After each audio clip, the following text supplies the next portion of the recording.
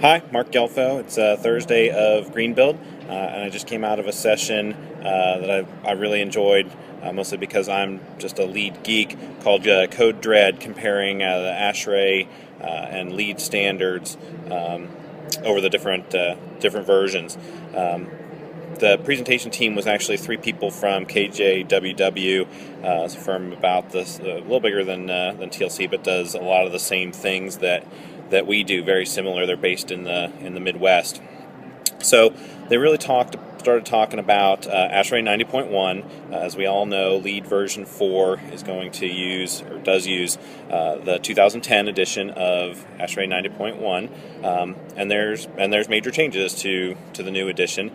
More things are regulated. There's a lot more regulations for process loads, things that were previously unregulated. There's changes to the envelope. Cool roofs are required in some climate zones. There's some changes to the R values and required and solar heat gain coefficients. There's a requirement that you have to have more glazing on the south side than you do on the east and west exposures of the building, which certainly starts to affect building orientation and drive energy performance, so that we don't have, we minimize the east-west exposures and maximize the north-south, which I think is a great thing. There's requirements for clear stories and skylights in some large, tall spaces and top-of-floor rooms. There's changes to fan power requirements and efficiency of fans, need for lower static systems, which means larger ductwork, larger air handlers, fewer and better fittings, and some energy incentives for energy recovery.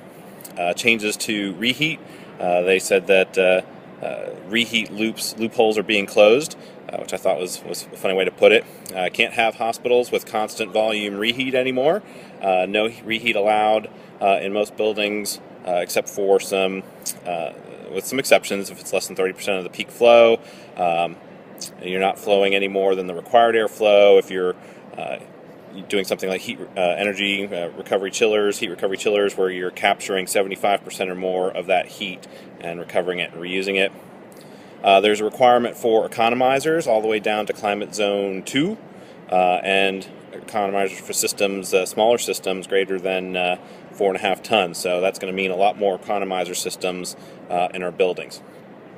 From a lighting standpoint, in 90.1 2010, lighting power densities are going to go down 12 to 15%, which is driving them almost as low as they can go. So there's a lot more focus on lighting controls. And then there's a requirement for functional testing, i.e. third-party commissioning of lighting controls. We can't put all these lighting controls in and just expect them to work right. We need to commission them.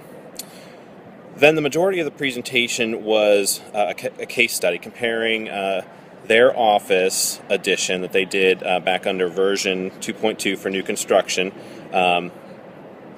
and comparing that achieved silver certification, and comparing that both from an energy standpoint and an overall lead standpoint with 90.1 2007 and lead 2009, and then of course 90.1 2010 and lead version 4.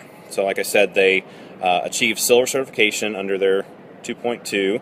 Their energy design had under version 2.2 and 90.1 2004 showed a 20% energy savings reduction. And compare that to the requirements under 90.1 2007 for lead 2009, that transferred to, without doing any different changes, transferred to a 9% energy cost savings because the baselines had increased. So that would have met the code for ASHRAE, but not met the prerequisite to do a 10% energy savings. So they started looking at what they would need to do to get to higher levels of energy performance, and used energy modeling to look at the individual energy ideas such as daylighting, improved insulation, lower lighting power densities, geothermal, and then bundled all that together. If they would have done that, they could have gotten to a 45% energy cost savings under lead 2009.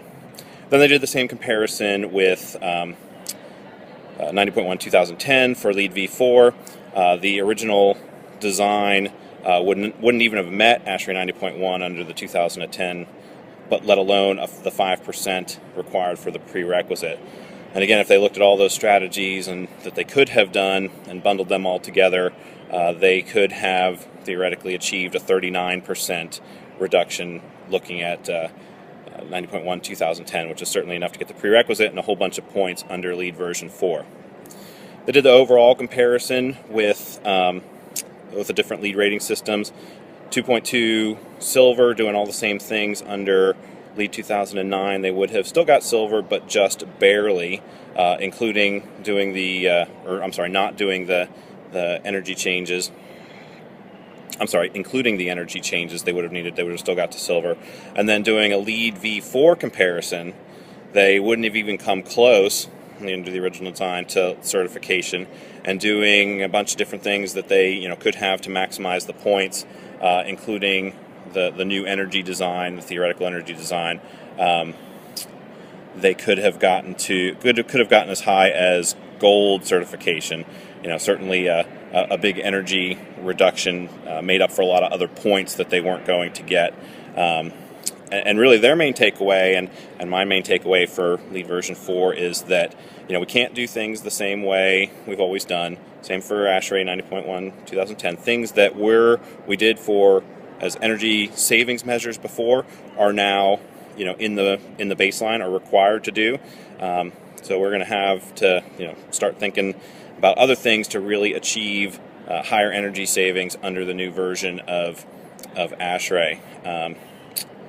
And from a LEED standpoint, what may have been a LEED gold building under LEED 2009 may just be a certified building. And one of the things we're going to have to do is educate and manage people's expectations. Can't just do the same old thing and expect to get the same results. LEED is all about market transformation and leadership and pushing the envelope, and that means change, and change is supposed to be hard. So we're going to need to buckle down and really focus on education and start doing things a little differently.